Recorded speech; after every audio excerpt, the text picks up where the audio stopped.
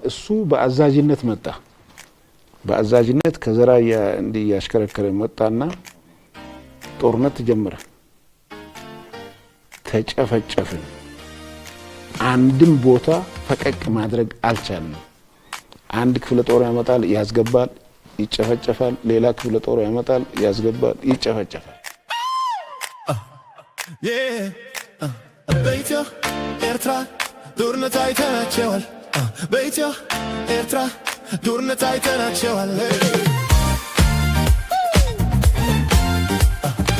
ተጨፈጨፍና አንድም ቦታ ፈቀቅ ማድረግ አልቻለንም አንድ ክፍለ